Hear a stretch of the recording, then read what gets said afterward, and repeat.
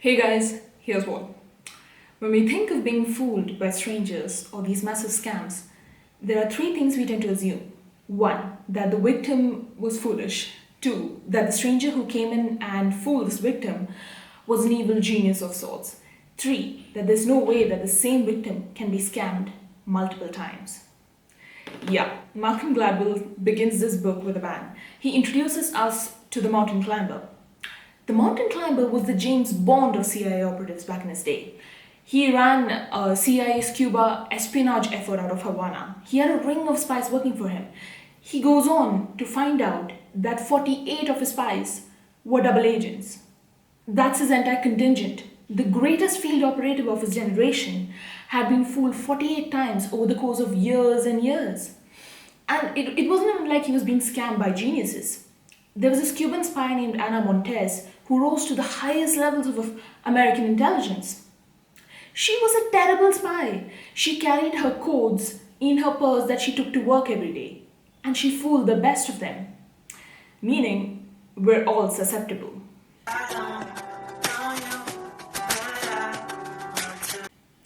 So the title of this book, Talking to Strangers, is a little misleading. Talking to Strangers by Malcolm Gladwell isn't really teaching you how to talk to strangers. It's basically poking big holes in the many assumptions we have while talking to strangers. These cop shows and spy thrillers have us fool people, even ones trained to talk to strangers suck at it. I know, if you're thinking that that's not you and you can peg a stranger pretty well, hold on to that opinion and let me know how many of these points came as a surprise to you. So, why are we so bad at identifying when a stranger is lying to our face? So, if you're thinking that that's not you and you can pretty much sense when something is off with even somebody in your circle, it doesn't have to be a stranger, sensing something is off while somebody's talking to you is not the same as catching somebody at a lie.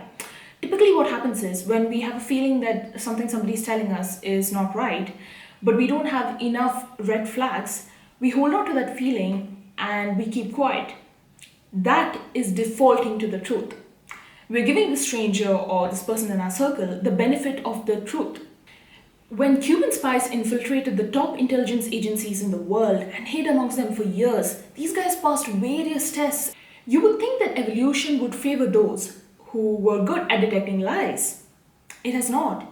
We did not evolve to become truth detectors. We evolved the opposite way. We evolved to be people who instinctively trust one another because it made it easier to build societies and function as a group. So, when building a relationship with a stranger, unless there are multiple red flags, we give them the benefit of the doubt and tend to trust them. And the thing with red flags is sometimes we don't even want to face it. The truth can be ugly. Take the parents in the case of Larry Nassar. Larry Nassar was a former USA national gymnastics team doctor who treated these young girls. A lot of the parents of these children were in the room while this doctor was abusing and molesting their kids. And there's a famous instance where one of the mothers observed that Larry Nassar had an erection while treating her 11-year-old daughter. She did nothing. She saw the erection. She was a doctor herself because she didn't want to face it, because she couldn't wrap her mind around this ugly truth. Otherwise, she had to face the fact that she had allowed her daughter to be treated by a pedophile. So she chose to ignore it and believe the best of the stranger because the rest of her interactions with him were great. So she thought this was just an anomaly. It's very easy to speculate at the worst when things are happening to strangers. Typically, when we are involved ourselves in something like this, it's very easy to want to believe the best and not the worst. And we need to acknowledge another thing about red flags. They can be completely bogus. Expressions can be deceiving. This seems like such an obvious point, but I don't think we realize how much, or a lot of the crowd that we hang out with tend to consume the same kind of media. The urban elite today watches the same kind of shows and movies on Netflix and Prime and this and that. We start to mimic these expressions, the wordings, the phrasings, all of it. And we can subconsciously start to expect everybody around us to behave and express in the same way. Malcolm Gladwell even takes a shot at Friends, the famous sitcom. He talks about how you know exactly what's each character in that is feeling, even if you mute the whole show. You don't even need dialogues to know what kind of emotion each person is going through. A lot of us tend to parrot these expressions, and we subconsciously start expecting even strangers we meet to express in the same fashion. Take the Amanda Knox case. She was falsely accused of murdering her roommate because the Italian law enforcement agency and British tabloid press didn't think that her expressions matched those of someone whose roommate had just been murdered. She didn't act sad. Don't paint everybody based on your limited experience with the world. It was the same with Arushi Talwar's parents. You can't sentence somebody based on what you think they should act like. People are complex. Now, we like to think that we are incredibly nuanced and layered, but we label a stranger in one meeting. People can be more than one thing. Your favorite celebrity accused of sexual harassment can be guilty while also being a philanthropist. Simplistic ideas of people are dangerous. So what does this mean practically? Say you have a new manager and in the very first meeting he or she completely bombs. It's a dull of a meeting and they look incredibly nervous and don't look very sure of their station or job. So when you go back and a colleague asks you, how did the meeting go? Don't say, oh, he sucked, it seemed like a waste of time, I think he's incredibly incompetent. You can say the meeting was boring and a complete waste of time. But try not to label the stranger in the first meeting, because then you keep looking for signs to reaffirm this notion you've formed of the stranger. It can be very hard to see anything more than this stranger and build any sort of bridge. And people aren't stupid. They can sense what you feel about them. There's this incredible channel on YouTube called Jubilee. They do this series called Middle Ground where they bring together people from opposing sides and try to spark a dialogue. In one of those episodes, they brought together Palestinians and people from Israel, and it was a very interesting episode.